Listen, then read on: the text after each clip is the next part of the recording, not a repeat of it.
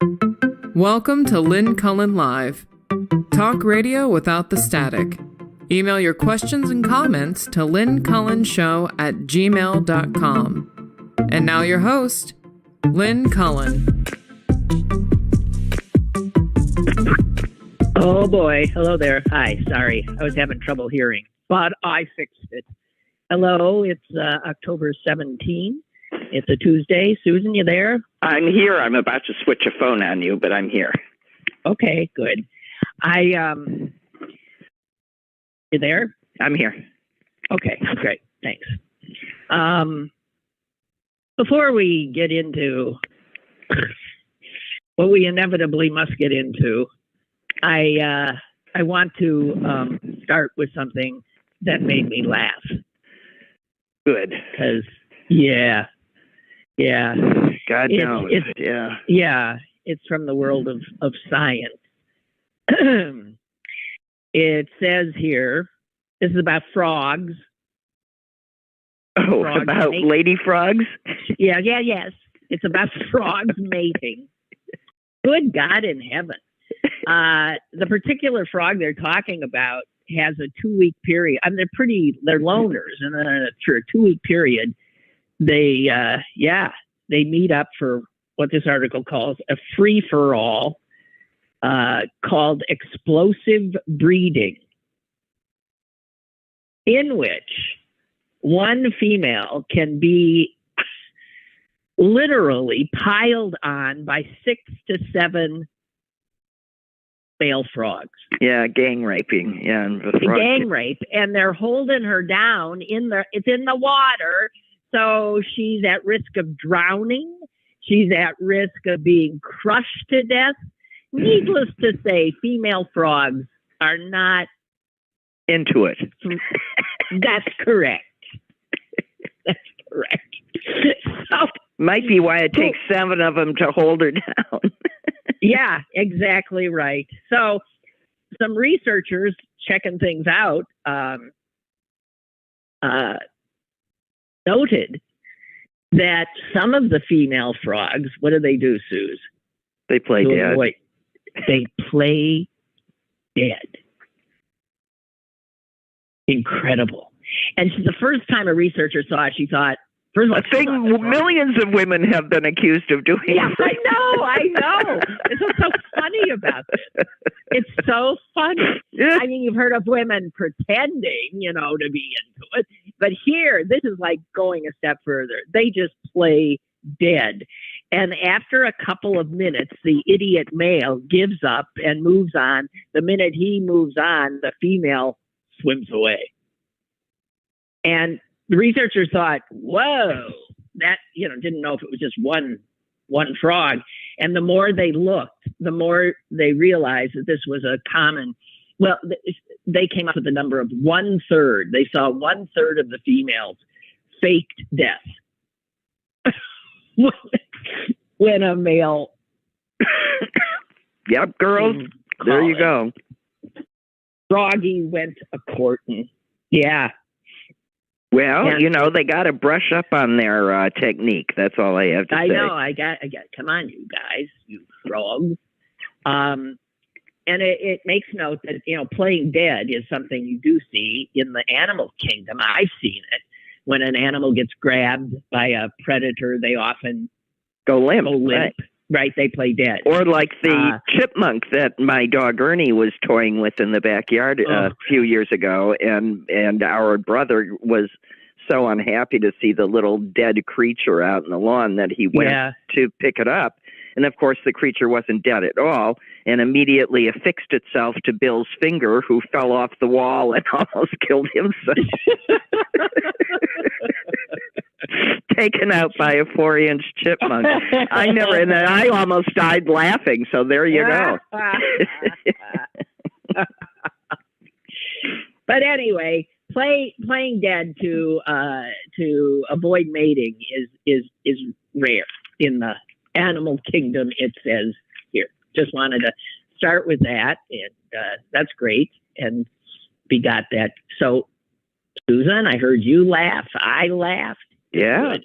Well, as Pete Davidson said on The Only Thing Worth Watching on Saturday Night Live, is the only way through tragedy is through laughter, at least for him. I didn't know his father was killed in a terrorist attack when he was a little boy. He was killed on 9/11. Oh, I didn't realize that. Yeah. This is talking about the cold open for Saturday Night Live, Saturday night, the first show back since the writer's strike. And it was very well. I mean, that's all I saw. I just saw what I heard. The rest of the show was terrible as usual. Yeah. Yeah.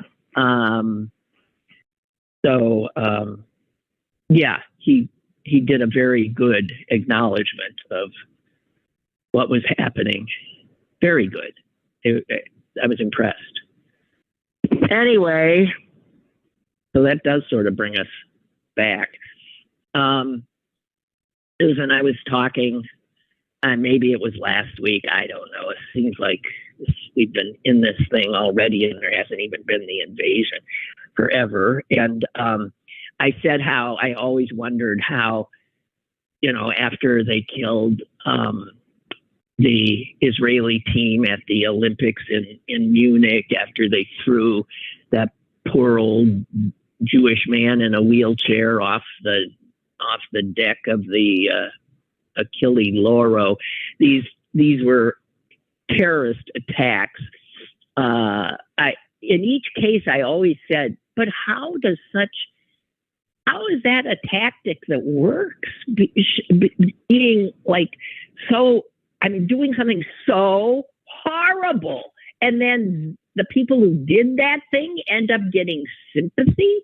How does that happen? And I said, well, watch, because you'll see it again. And I've read a few things that say that the Palestinian issue had really gone away. I mean, no one was talking about it. All the countries, Israel, Saudi Arabia, everybody's moving on. There seems to be a sense of reconfiguring the Middle East, and everybody's all excited. People were seeing each other as human beings instead of as the enemy. It was all happening. And so... Can't have that. So Hamas. Yeah. And you know what? In that regard, that unbearably brutal attack of theirs worked again. Terrorism works. If the idea was to do something so horrific, to pull the Israelis into, obviously, some kind of, horrific retaliation, yes. Yeah, that, again, this will work. And they will quickly not be seen as victims, but as aggressors. And so here we go again. Well, but let's be clear. They were seen as aggressors before they even made a motion to defend themselves. Those students at Harvard were out, saying it was all Israel's fault. Yeah, right. From the very get-go. Very get-go. And then you have all of those idiot students who signed the thing and said, but I didn't read it. So let me, and now everybody wants to know their names so they don't hire people that excuse terrorism. Yeah. Let me just say that there's always a good reason to read whatever you put your name to and publish. That is true. And if their excuse is they didn't read it, I consider that as damning as reading it and signing it. Well, you know what? They're young. I am just almost paralyzed by the hate that's loose. There's so much hate in the air, and it's frightening. And I mean, that hate, well, there's a dead 6-year-old boy in Illinois. Right. Because of the hate loosed by all of this. Hate. Yeah, some guy must have just been sure he was killing a future terrorist. How else do you do that? Yeah. I don't understand. I mean, we are the worst of animals. We are just the worst of animals. We are. And I swear that the reason this happened was that people could smell peace. And that's the most heartbreaking part of all. Well, I don't know if they could smell peace. They were seeing, no, I think the Palestinians were being left out of whatever was going on. And this is a reminder, there's no moving forward until that issue is dealt with. And it hasn't been dealt with for 3/4 of a century. But nobody wants to deal with it. I mean, Jordan and Egypt have made it very clear. I don't want any of those people in my house. Yeah, I know. It's so, I read a quote today. There's a very good piece by a guy named Shadi Hamid. He's with the Washington Post. He's part of their editorial board, and it's headlined, "In the Israeli-Palestinian debate, you might be wrong, so be humble." Well, obviously, the odds of that happening are not great. Everybody, when emotions are as high as they are now, there's very little humility to be found. People are driven by, pure emotion. This guy says he found himself at a summit the other day, hosted by the John Templeton Foundation. And it was a summit on something called intellectual humility. And it's all about... I got it. You apply that to Western medicine. You bet. They could use a little. Yeah, it's true. Always thinking you're the best. Always thinking you're right. He says what it entails is always holding open the possibility that you might be wrong. It also is a clear acknowledgement that the truth is always more complicated than it may appear. And if you start trying to find truth with a kind of rigidity, in your attitude of rigidity, you're not going to find it. He says, when it comes to, we're all products of our environments. When it comes to Israel and Palestine, we bring our own preconceptions, our own selective reading of history, our own developed sense of injustice. It's not that we're disagreeing on facts. It's about how we interpret the facts. But he quoted, I keep bumping into this guy now. He's dead, Edward Said. I happened to see something he said the other day that was, I quoted, essentially saying that the Jews aren't going. And here's what you got to realize. You can't chase them out. You can't tell them to go home. They are home. And that was by a very pro-Palestinian guy. And I was also reminded of the story that Biden told about when he was a young senator meeting Golda Meir in Israel. And she said, "You know what our secret weapon is?" And he said, "No." And she said, "We have no place to go." And Said was saying the same. They're going nowhere. So this desire to wipe them out is just, that is just then saying the intention is genocide. Right. But Said called the Palestinians, and it's such a interesting description. He called them victims of the victims.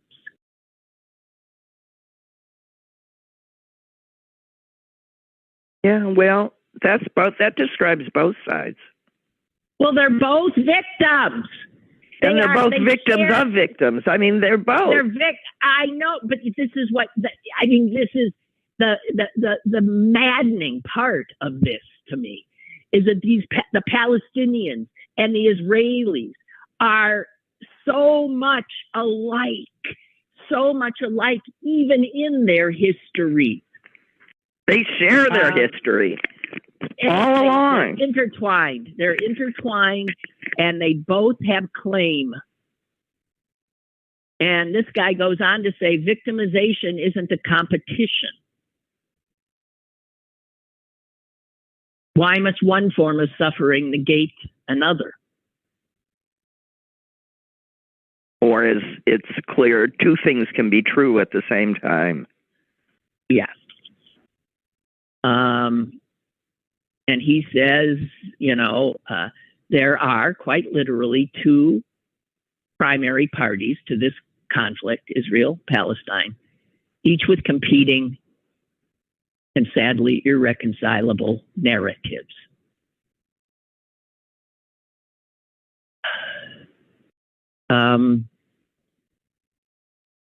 So anyway, this guy, I really think this is worth reading. I think he's very, he also talks about how morality cannot be situational. And he's specifically talking to those college students on the left. Right. He says the ridiculous things college students are saying. They have to understand that morality is not a luxury afforded solely to the strong. Morality cannot be situational.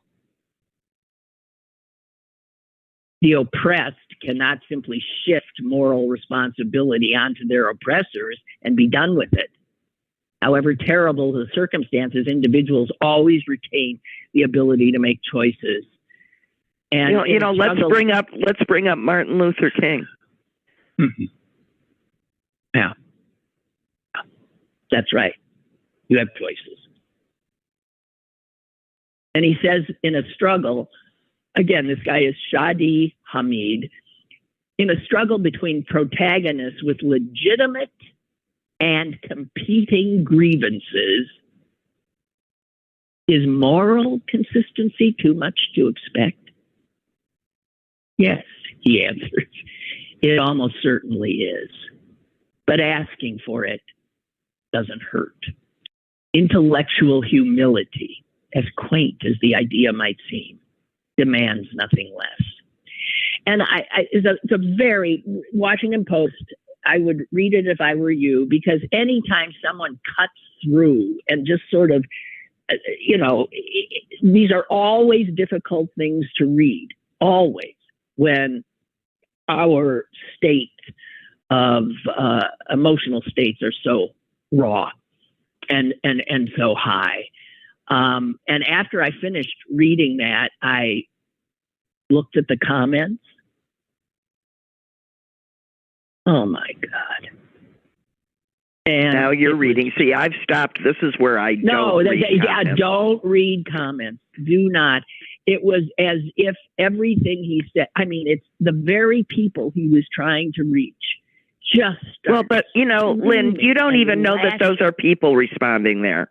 Well, a lot of them are. Some of them are, and some of the most vicious part of it is not.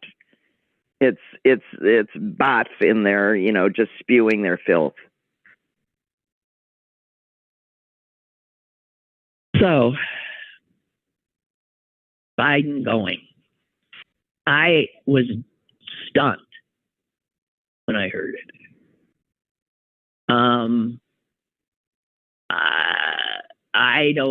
It made me scared. It made me think that, good God, this thing is playing out at such a high level of concern on the part of the big boys that they're worried about a world war, and we should be too. That's exactly what I've decided. You keep hearing concern about a widening regional Well, if it widens regionally and if Iran gets involved, Iran, who is, arm in arm with Russia, and if we've already got our ships, some of our ships over there, this is how a world war happens.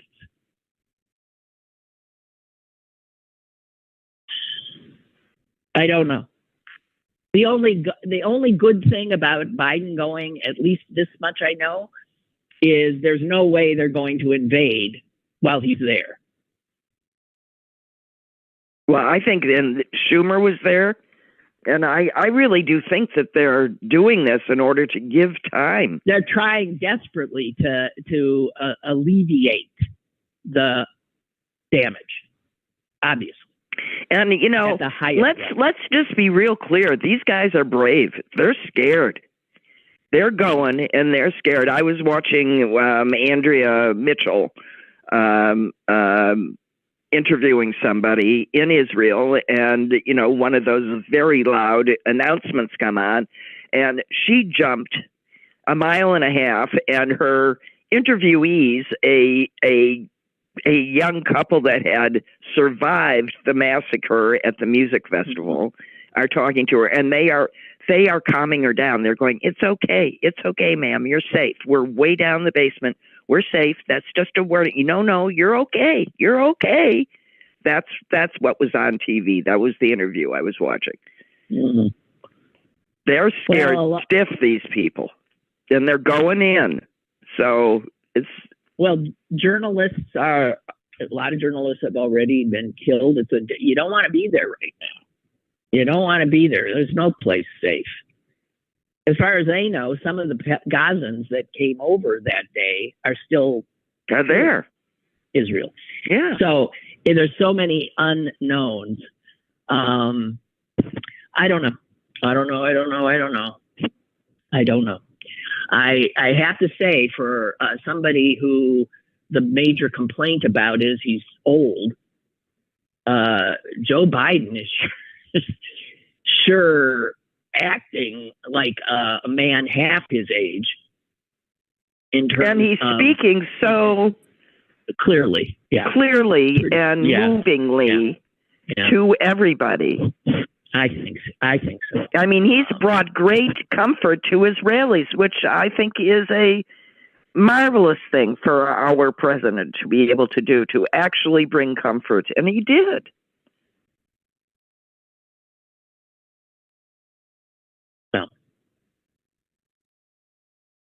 So, and the other part is, and I really do think that people need to understand that pretty much Jews everywhere are walking around with an anvil on their head right now. Yes, I've mentioned this a number of times, and nobody cares, Susan. I know. I mean, no one gives a shit. No, but here's what I realized when I was walking the dog last night. I was thinking, well, listen, this is how somebody who has family in Ukraine feels now. Yeah. Has felt. But I felt that way when this happened when this happened in Ukraine. I felt much the same, but this feels obviously more personal. No, I think a lot of people have addressed the fact that it is the brutality of what Hamas did that has awakened in Jews just a primal fear, right, in our blood and bone. And for those of us born after World War II, which is most of us, it is the first time that we are living at a time when the slaughter of our people and our children and our old people is being cheered. And we see that. And it's hard not to feel, frightened, vulnerable, and very much alone. And again, what we're doing to our kids They've just come out of the pandemic, and now there's a whole bunch of little kids at school that are scared about this. Yeah. I had somebody ask me the other day, is a 4-year-old, and something he'd heard, and he said, Mom, what's war? You don't want to,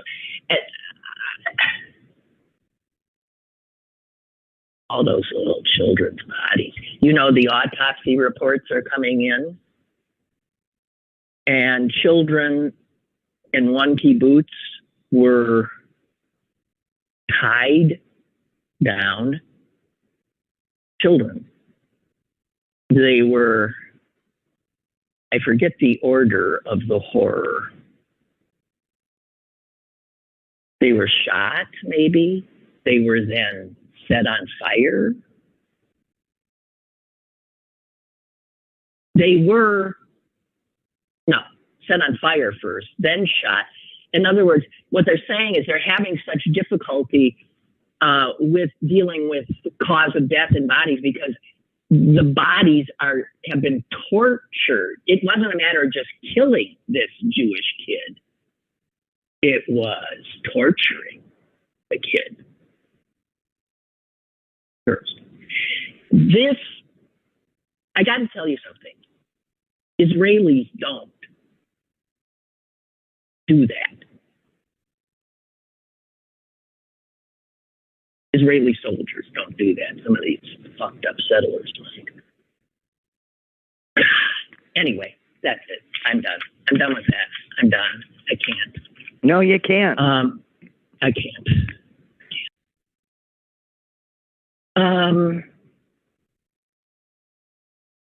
So, back in a highly ironic twist, I'm going to the Center for Peace and Justice tonight. Yeah, you are. That'll be interesting. Yeah. What's her name? Sherilyn Ifill.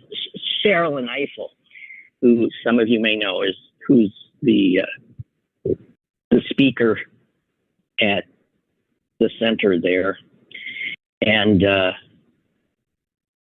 oh boy.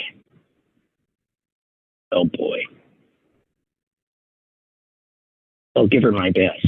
Yeah. So,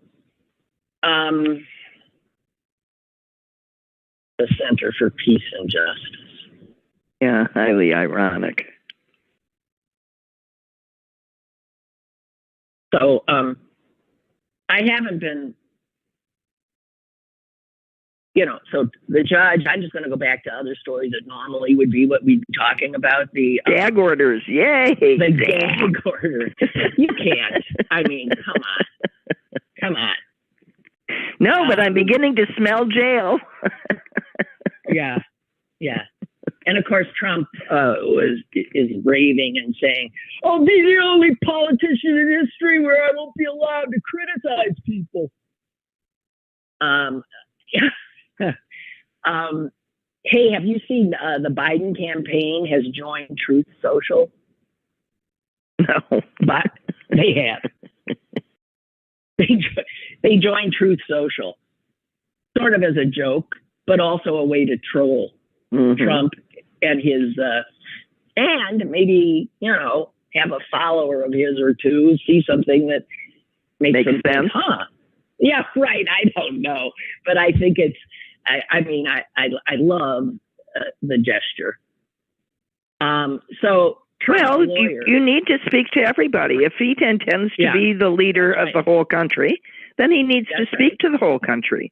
Unlike the people who do not want to lead the whole country, who do not want to represent they just want us to have to do whatever they say. This is a different approach. It's, sort of democratic in its approach. Yeah. Well, speaking of the people who just, who are essentially autocrats is what you're saying. Yes. Jim Jordan. Oh, our next Speaker of the House. No, if this guy, I have to tell you, if this guy becomes the Speaker of the House, Well, it will be proof of how low we've come. Whoa, how low the Republicans have come. It would be. This is a guy who was actively part of the January 6th insurrection, who was on the phone with Trump, who refused to appear before the investigation of it. This is a guy who is as right-wing Trumpian as you could get. And that guy, who they're saying, this guy is totally, all he is capable of is causing chaos. Right. Oh, and on the bright side, he doesn't care if there's a little, boy on boy sexual assault. No. Within his purview, he'll happily look the other way if it's in his best interest. It's amazing. Sort of like Trump. This is a guy who's always gotten away with it and keeps moving up. And so if you think about who the Republicans, just a few years ago, who the Republicans who were considered the crazies were, they're now the leadership. Jim Jordan, Marjorie Taylor Greene. And you got to ask about the cowardice of all the others who really don't want them, but they're scared. They're just scared. Their base and the thuggery. That level of intimidation works. Yeah, they're frightened they joined this cause and now they can't get out because, their kids and their wife might get hurt. Duh. Incredible. Of course, the person that might hurt the wife is the Republican. For example, the big donor in Florida that just killed his wife. Oh, dear. Okay, so. Killed himself, too, and a lot of Republicans were going, oh, he was such a good guy. Never mind that he had just murdered his wife. I don't even know about that one. Oh, yeah. Yeah, that happened a couple of days ago. I find it incomprehensible that Jim Jordan could be the Speaker of the House. Incomprehensible. Well, what's incomprehensible to me is that there aren't, 8 actual human being Republicans that wouldn't vote with the Democrats for Hakeem Jeffries and save the country. Well, nope, that's right. Yeah, well, they're scared too. It just ain't going to happen. It ain't going to happen. People are scared. Hey, something also, there is some good news if you've been following anything other than the horror in the Middle East, and that is the election in Poland. Yes. Okay, so guys, for those of you who aren't paying attention, Poland is one of those Eastern European countries who has seen their very young democracy get taken over by a political party that is... By Trumpian types. Trumpian, right. Want to do pretty much what Orban has done in Hungary. And there was an election held, amazingly, and the unthinkable happened because, the party that has been in control for a long time, they're called the Law and Justice Party. Right. Sort of like, the same kind of thing about, like Fox News is fair and balanced. Right. The Law and Justice Party, they got power through the ballot. So they were duly elected, and then they turned the state-run television, which they have over there, sort of like the BBC, into a total Fox News propaganda outlet. They went after universities. They did everything. They politicized the entire government, and it is horrific, the kind of stuff they were doing. Okay? The people had a chance. It's a parliamentary system. The people had a chance to vote recently. And you know what they did? And everybody is still in a state of shock. They voted in their own best interest. Yeah. And here's the other thing that you see from it. They voted like they never voted before. The voter turnout was 73% throughout the country, which is high for them, far more than the number who voted these SOBs in 1989. And, well, not 89. And in some places, the turnout was higher than 80%.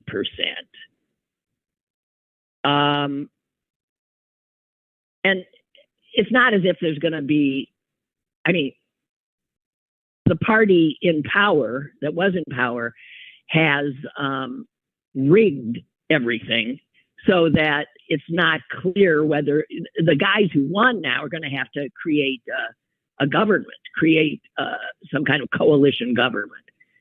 And they got lots of roadblocks ahead of them. But the people, the Polish people, did what you have to do if you want to take your country back from the autocrats.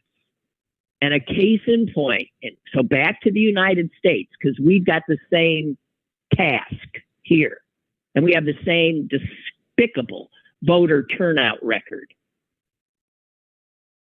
Most people don't.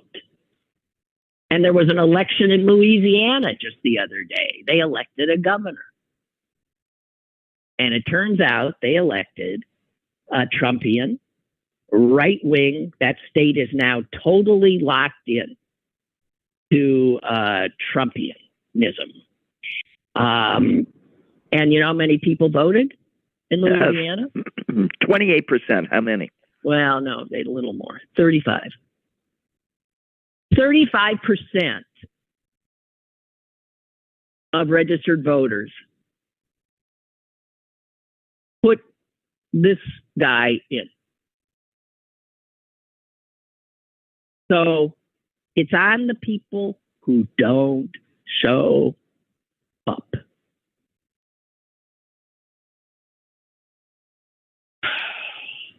Just maddening.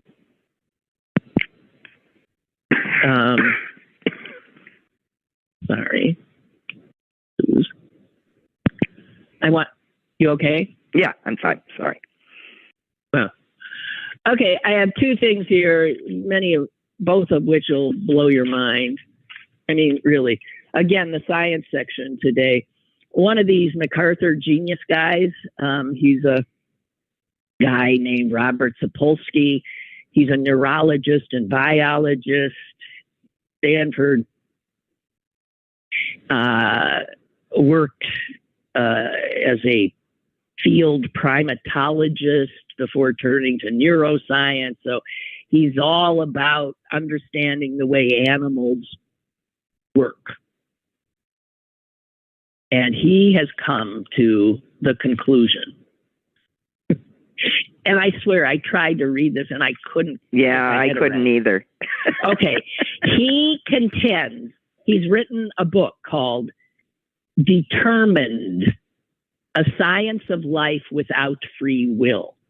He says that our belief in our free will is just a human-made construct, that it's not real.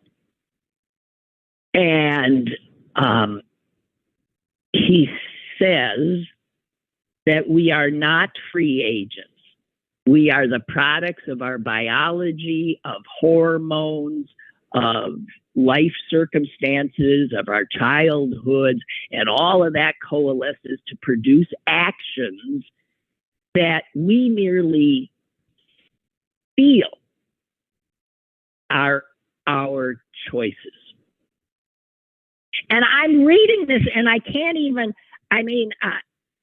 So you chose to stop. No, I read the whole thing. I really did. Well, I chose to stop. Oh my God. I just couldn't. He got a cute dog, though. I'll tell you that. There's a picture of his dog. I love his dog. He looks a little, he's one of those people who looks like his dog.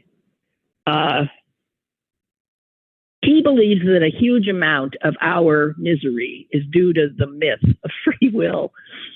And I'll just give you one more thing he says. These are his words. Every living organism is just a biological machine. But we're the only biological machines that know we're biological machines. And we're trying to make sense of the fact that we feel as if our feelings are real. And, I don't know. He might be actually right in some ways. I have not a clue. But I don't know. Just saying. You think you have free will? Forget about it. I mean, it looks to me like right now, with what we're seeing in human, nature showing itself. Well, we were just having that very conversation at the top of the hour, which was that why terrorism works is because right. it's designed to provoke an absolutely predictable response. And why is the response predictable? Because we do have free will, or because we will act as the animal acts? Well, it's looking like he's right in that regard, because it's animals acting. Oh, yes. Awful lot of just primitive brain, reptilian brain. My God, the hormones are going berserk. Every synapse is firing. I don't know that we have control. I saw a quote from an Israeli military guy who he said, "I've always cautioned to think before you act." And then he actually said, "But not anymore." So he's gone.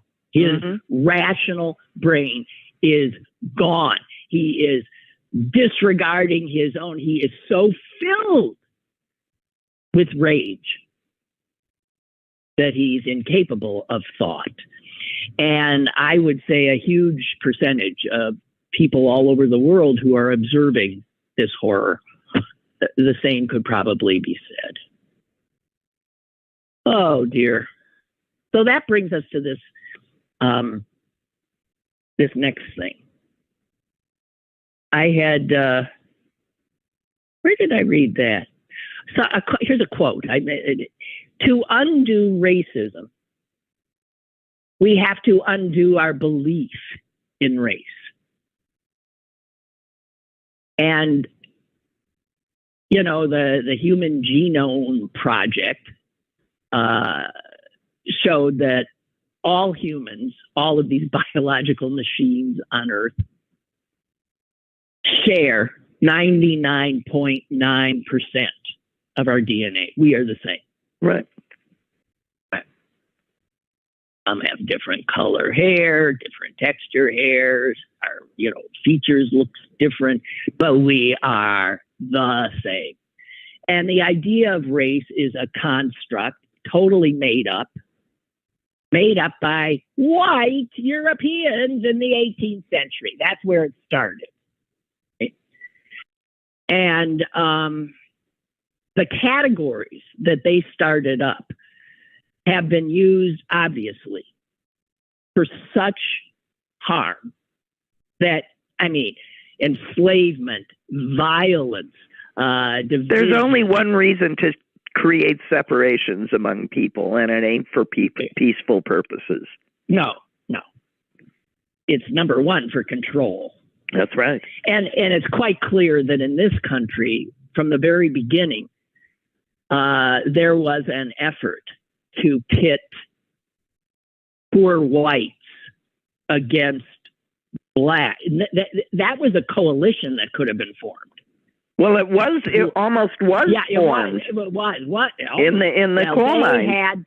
They had, in a lot of other ways. I've read some fascinating histories of how when they started making a distinction about what race somebody was and where that race stood on. See, there was a ranking. And if you tell the poor whites that they are like the rich whites they work for, they're on the same team. And you divide them from their natural ally, poor blacks. And you elevate them above them. It's just, in many ways, it not only was a construct, it was so cynically done. And it was a fascinating article in the Washington Post about this guy who is just hell-bent on having us recognize that race is a false concept, and to keep doing it anyway is so intellectually mind-blowingly cowardly. I mean, it's just, we know it doesn't exist, and yet every time I go to the doctor, I have to fill out this thing, and I have to do boxes of my ethnicity and my race, and we know that these are bullshit constructs. I always check other. Don't you check other? I go all over the board. I'm all over the board because sometimes, and I can see where a person who is black who agrees that race is bullshit would sometimes put black because government programs are based on how, you could be, or even this guy says when he's filling things out for his children, he worries sometimes about, okay, so if I don't say black and I'm filling out a college application, am I possibly, hurting limiting right there for him? So, but this guy, the word race is racist. This is from a book from 1942. It totally. Henry Louis Gates has urged that we devise a new language for talking about race, given that we now know it's bullshit. And even though a lot of us know it, it's so ingrained. I don't know how we ever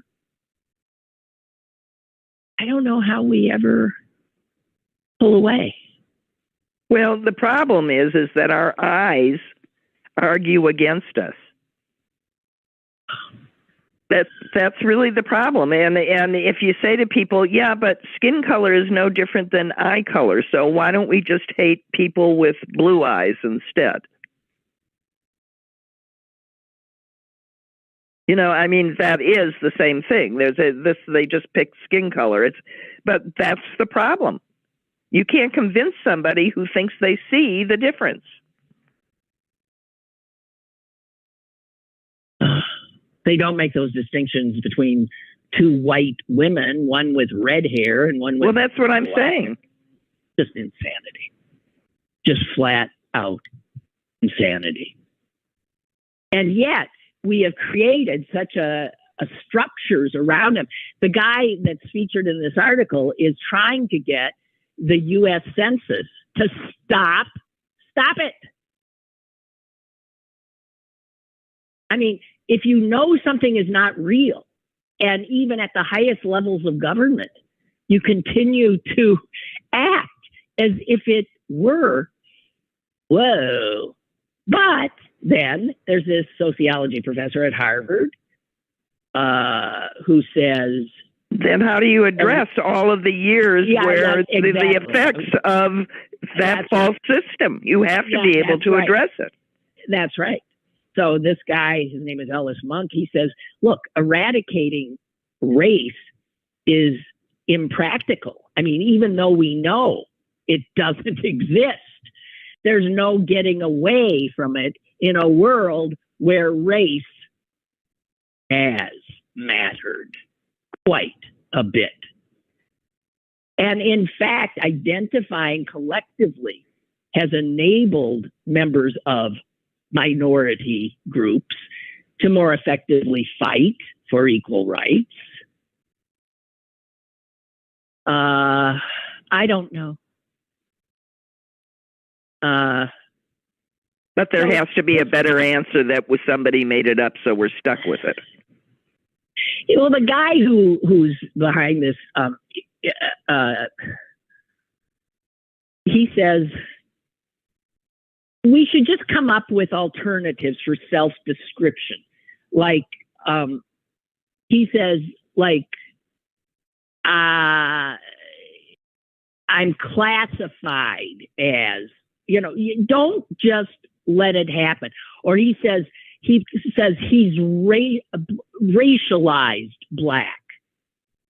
That is how he's perceived, but by calling himself racialized Black, or by calling myself racialized white, is a way of at least pushing back at this insanity. And if we were to do that, that would still allow the government to account for, you know, counting up whites and Blacks to in an attempt to mitigate harms caused by racism. I don't know. It's God. Well, but yeah, I admit that over the years I changed how I answer. But a few years ago, and after DNA testing, I decided that as long as I was 97% Ashkenazi Jew, I was going to put down other. Well, you know, I don't want to be part of the white, blue-eyed. Well, you know, you're European not, crowd, you know, and as a Jew, and I what feel it stands for. Either. Yeah. Exactly. Yeah, and as a Jew, I feel like I'm not. Yes. Yeah. I mean, if my DNA is different than yours. Well, the reality is that race has no quantifiable metric. No.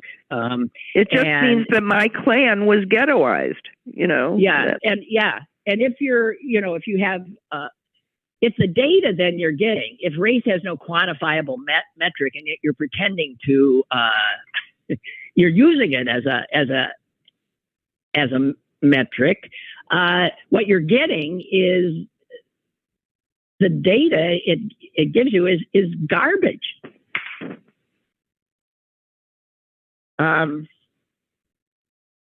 All righty, we have a caller.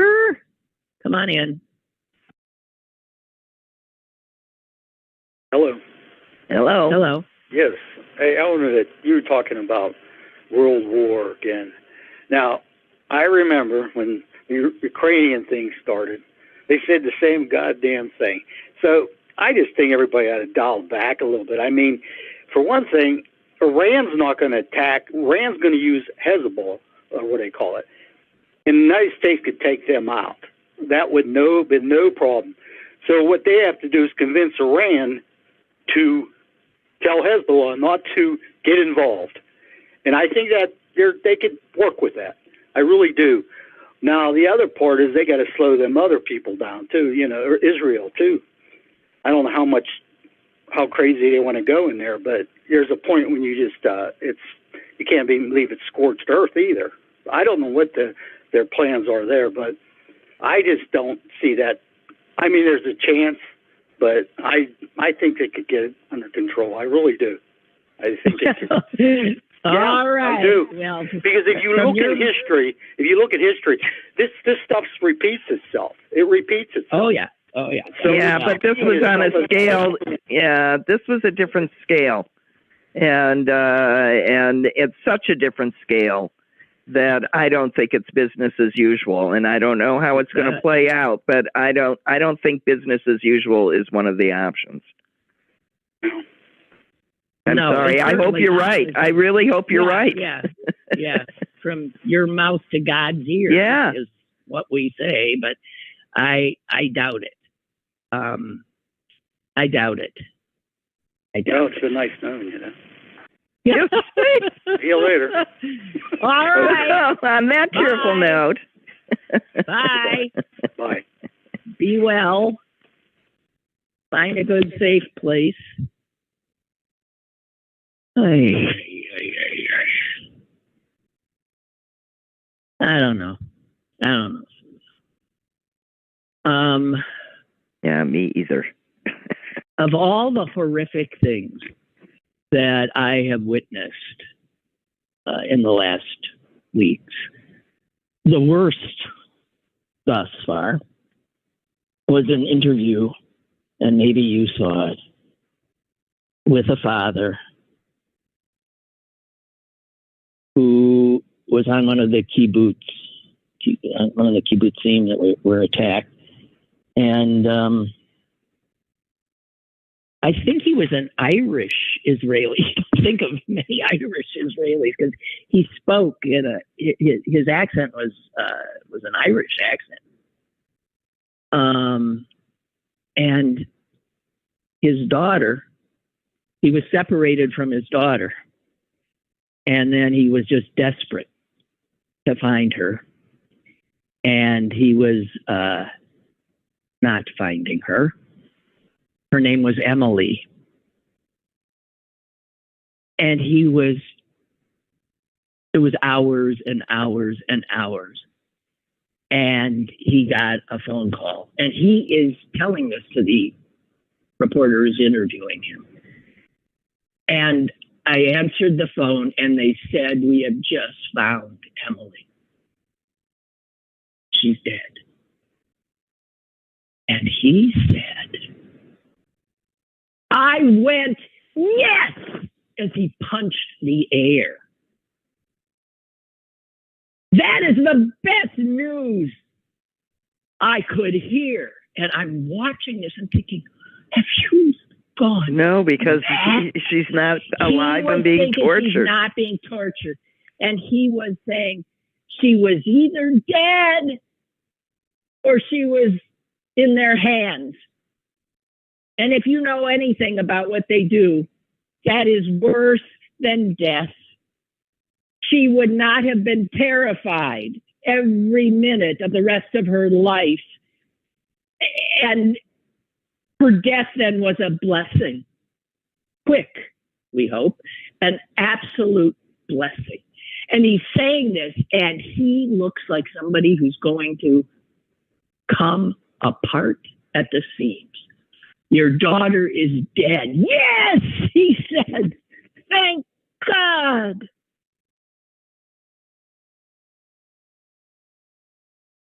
But that's how those 200 hostages, each one of them, what are they, what's happening? Every time I think about them, I get so sick to my stomach, I can't see straight. I can't see straight. I think of their families. I can't imagine. I heard one guy who went to visit one of the families, and he says, you hear lots of words like unthinkable for their horror, for their suffering, for their terror. And he said, it was more than that, seeing their pain. He said it was soul crushing. So, well, if we're just biological machines, no big deal, I guess. And here I'll leave you with one factoid, Susan, that I found also in the science fiction. I love the stuff that sort of jumps out, and there's somebody who's like right now, like doing it, right? Oh, well, I'll do that. It says, 2 studies found that consuming about 3 tablespoons per day of tomato paste, which is high in an antioxidant called lycopene, protects the skin from sun damage. And I can see people saying, oh my God, well, 3 tablespoons of, and you just smear tomato paste and water all over you? Yeah, I don't know. No, it's just that people are so, I don't know. It just struck me as funny and thinking that somewhere somebody is doing that. Right. I know. Is eating 3 tablespoons of. Okay. Well, I guess that's it, Susan. Well, okay, that's it. But I'll leave you with, there's a lot of that stuff online, like how to restore your cookie sheet that looks like it's been run over by a Mack truck and used at the bottom of a bird cage. And it only takes 4,265 different products put on at different times. And when you're all done, like 3 months later, the thing looks absolutely brand new. Or, at the car, or you can buy a new one for a tenth of the price. Yeah, perhaps that would make some sense as well.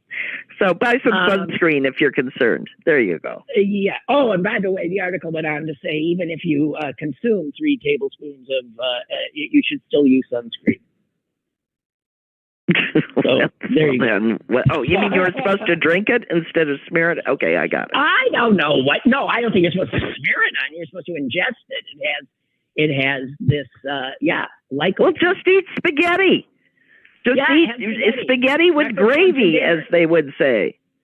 Yeah, right. That'd do it. All right, Suze, we got to go. Listen, really, I'll be with you in spirit tonight. You and Mom and Bob and. Yeah, I think I better sit down and write. Okay. Is there if you find out if there's a link where I'll request a link because I will. You will? Yeah. Will you send me? Get me so I want to be able to be there. Yes. Okay. Okay. Okay. Thank you. You're welcome. All righty. Okay. Bye. Bye. All right, guys, that does it, and then some.